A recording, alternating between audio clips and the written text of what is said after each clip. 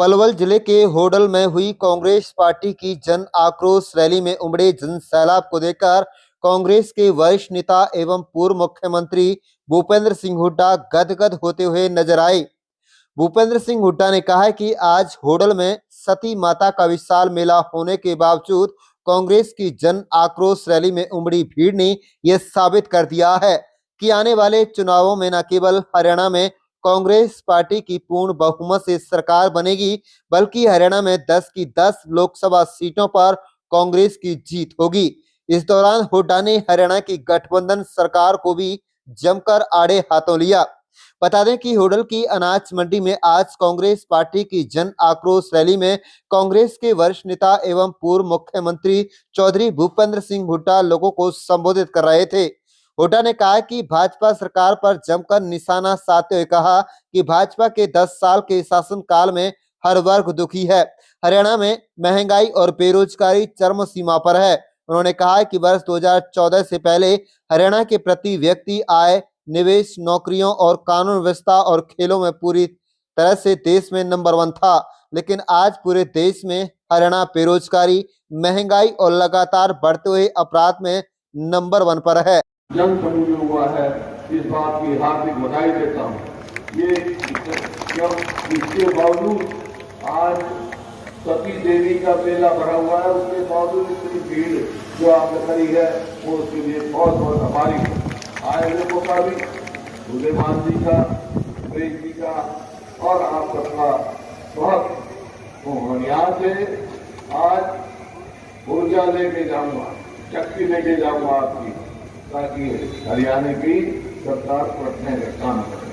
देखिए आज मेरे जो पूर्व बच्चाओं ने, सुलेमान जी ने, सभी साथी जिससे बोले, उन्होंने बताया कि 10 साल में हरियाणा का क्या हुआ, किसान का क्या हुआ, गरीब आदमी का क्या हुआ, व्यापारी का क्या हुआ, कर्मचारी का क्या हुआ। पिछड़ गया हरियाणा, पिछड़ गया, सब बताया। और कोई बताए ना बताए, आपको मालूम है, आप स्वयं भुगत भोगी हो, परेशानियों का सामना कर रहे हो, ये कोई सा भी वर्ग हो, तो उस बात की चर्चा मैं नहीं करूंगा। मैं तो, मेरे को तकलीफ इस बात की है मेरे दिल में कि ये जो हरियाणा प्रदेश है 2014 में प्रति व्यक्ति आय में, प्रति व्यक्ति निवेश में, नौकरियां देने में, कानून व्यवस्था में और खेल और खिलाड़ियों में पूरे देश में नंबर 1 था। आज 9 साल के 9.5 साल के बाद क्या है, इस चीज में नंबर 1 है हमारा हरियाणा। आज पूरे देश में हरियाणा बेरोजगारी में नंबर 1 है, महंगाई में है और कानून व्यवस्था की गतिविधि नहीं, अपराध में कहां से कहां पहुंच गया। कोई दिन नहीं जाता जिस दिन वारदात ना हो, कत्ल ना हो, लूट ना हो, धमकी ना मिले। ये कानून व्यवस्था और खेल खिलाड़ियों में आपने देखा किस प्रकार से हमारी बहन बेटियों को टीका गया दिल्ली में। जो हमारी नीति थी पदक लाओ पद पाओ, वो भी बंद कर दी। गरीब आदमी के लिए जो 100 के प्लॉट दिए, 3 लाख 85,000, वो बंद कर दिए। जो दलित को, बैकवर्ड क्लास को और गरीब आदमी को, बच्चों को स्कॉलरशिप दलित समाज से देना शुरू किया हमने, वो भी खटाई में डाल दिया। कोई भी एक काम ऐसा नहीं बता सकते जिसकी मैं 9 साल में किया।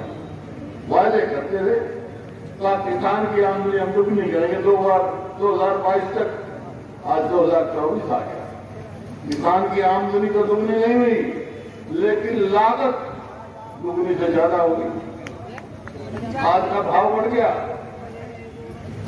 कीटनाशक दवाई का बढ़ गया, डीजल का भाव बढ़ गया, लागत हर साल बीज का, खाद का, सबका भाव बढ़ गया। लागत तो कई गुना हुई, आमदनी नहीं हुई, एमएसपी भी नहीं मिलती। 2014 से पहले आपको याद होगा, होटल में ही पड़ोस के प्रदेश उत्तर प्रदेश का आगे नाम दुनिया में 3 मिट्टी दिया गया है। आज आता है कोई?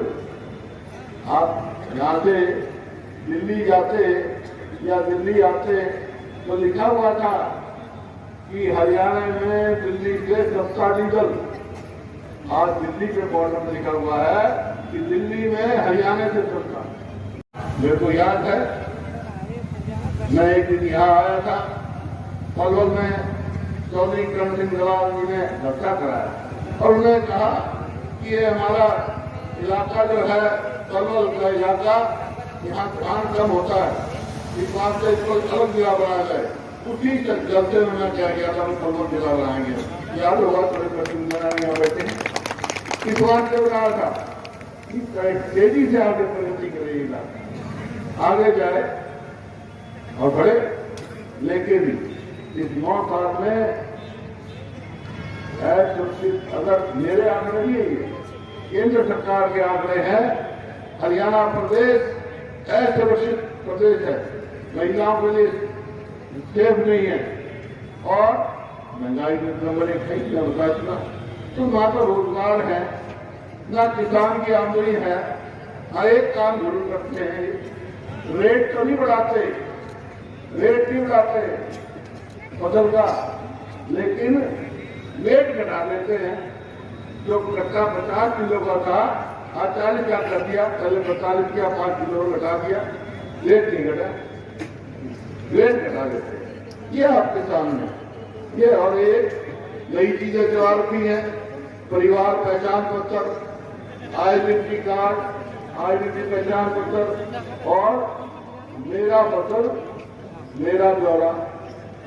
अरे किसान का फसल तो खेत में आई पड़ी है, दाने निकले हुए हैं, ऊपर से राम गरज रहा है, लेकिन अपनी जिदस लेके निर्यात मंडी में जब तक वो उसका नंबर नहीं आएगा, बिक्री में नाम बरस जाएगा, उसकी फसल खराब हो जाएगी। तो ये काम, तो ये आपके सामने। अब आप चाहेंगे, जैसे बुद्धवान जी ने कहा घर घर जाएंगे, तो आपसे पूछेंगे लोग। मैं 2 बात आखिर में कहूंगा आपको, आपसे पूछेंगे भाई ठीक है 2014 तक हरियाणा नंबर 1 था, अब पिछड़ गया, अब कांग्रेस की आएगी सरकार तो आप क्या करोगे? तो भाई मैं बता रहा हूं हम क्या करेंगे। सरकार आने पर अपने बुजुर्गों की पेंशन 6,000 रुपया महीना करेंगे, 6,000 रुपये का 6,000 रुपया। और बिजली का खर्चा बढ़िया, जो हर के रेट बढ़ा रहे हैं, 300 यूनिट बिजली फ्री करेंगे महीने की। और भी प्रकार से कि हमारी बहनें हैं, आजकल कोई लकड़ी पे खाना नहीं बनाता, गैस के चूल्हे में बनाता है। जब हमारी सरकार थी, गैस की सिलेंडर की कीमत 400 थी, अब अभी 1100। अगर हमारी कांग्रेस की सरकार आएगी तो गैस के सिलेंडर की कीमत 500 से ज्यादा नहीं होगी। नौकरियां खाली हैं, पक्की नौकरियां, कौशल रोजगार निगम बना दिया है इन्होंने, कच्ची नौकरियां देने के लिए। कच्ची नौकरी देते हैं वो, ठेके की नौकरी देते हैं। अरे हमने तो ठेके बंद किए थे, ये सरकार को ठेकेदार बन गई। ना उसकी पेंशन, ना पक्की नौकरी और ना उसकी आगे कोई गारंटी, ना मेरिट, सब धांधलेबाजी करे। एचपीएससी दफ्तर में करोड़ों रुपए पकड़े गए। कोऑर्डिनेट सर्विस कमीशन में क्या बदलाव हुआ, इस बात की चर्चा करने ही होते ना। और अग्निपथ में क्या आगे, अग्निपथ में क्या है, अग्निवीर 4 साल 18 साल का लड़का भर्ती होगा फौज में, 22 साल में वापस आ जाएगा। और 21 साल से कम शादी नहीं कर सकता। तो वो 21 का होगा तो कौन उसकी सगाई लेके जाएगा? भाई कल फौज में भर्ती होते सगाई लेने जाएगा तो पेंशन मिलेगी, बच्चे पढ़ेंगे, रिटायर होगा, 22 का तो वापस आ जाएगा, तो लड़की कौन उसकी सुनाई करेगा? ये प्रकृति मजाक किया जा रहा है लोगों से। तो भाई हमारी सरकार आएगी तो 2 लाख पक्की नौकरी खाली है, उन नौकरियां लगाएंगे 2 लाख बच्चों की। और जो बच्चे हैं उनको पक्का करेंगे। और बहुत सारे कई सफाई कर्मचारी अब तक करते हैं 10-10 साल से, 12-12 साल से, ये आपके सामने है। इसी प्रकार से जो इन्होंने स्कीम बंद कर दी, 100 कर दी, 3,80,000 दिए थे, इनकी सरकार को 10 साल होने को हो गए, 9 साल से ऊपर हो गए, सारे बैठे हैं। भाई एक आदमी को उन्होंने 100 गज का प्लॉट दिया हो तो गांव का नाम, राज्य का नाम बता दो। हमने 3 लाख 80,000 दिए, पीने के पानी के लिए 10 लाख 500 लीटर की टंकी दी, और टंकी के फिट करने के लिए 51 रुपए दिए। इनमें तो दिया भाई, कोई टंकी दी, कोई प्लॉट दिया, यदि मकान बनाए, हमने मकान लाखों बनवाए। तो ये आपके सामने है। तो वही हम फिर से जो है स्कीम लागू करेंगे 100 गज के प्लॉट की, और मकान बना लेते हैं। इसी प्रकार से जो बैकवर्ड क्लास है वो क्रीमी लेयर 6 लाख, अब 6 लाख से बढ़कर जो है अभी 8 लाख की, तो वो घटा दी, 6 लाख कर दी, ताकि रिजर्वेशन का फायदा गरीब आदमी में मिले। हमारी सरकार आएगी तो क्रीमी लेयर भाई जो है 6 लाख से बढ़ाकर 10 लाख करेंगे हम, ताकि सबको विश्वास का लाभ पहुंचे। और गरीब आदमी का, हर गरीब आदमी का पीला कार्ड होगा हमारे लिए, ये आप सामने। और खिलाड़ियों का तो हमारी पॉलिसी थी, मदद लाओ पद पाओ, वही फिर से शुरू करेंगे। ये काम हमने करना, और बहुत सारे काम हैं जो हमने करने, और मैन्युफैक्चर होगा वो हम करेंगे। लेकिन एक काम मैं आपको भी कह रहा हूँ, वो आपको करना है हमारे लिए। क्या यहाँ से उदयबान नहीं है हमारे, अब मेरे को उदयबान जी की पूरे हरियाणा में जरूरत है भाई, सरकार बना रही है तो ठीक है ना। और पूरे हरियाणा में जरूरत है तो भाई यहाँ से तो आपको इजाजत देनी पड़ेगी। उदयबान जी को कह दो कि तेरा चुनाव हम लड़ेंगे, तो हरियाणा में हमारे लिए मंजूर है ये बात? आप खड़े करके बता रहे मंजूर है भाई? उदयबान जी को मैं आपके साथ ही रखूंगा पूरे हरियाणा में, ठीक है ना। इनका चुनाव आपने लड़ना है, ठीक है। और भाई आखिरी बात ये है, इस सरकार से टक्कर लेने का मेरा मन हो रहा है। इस टक्कर लेने में मेरा साथ दोगे, मंजूर है इजाजत दे दोगे?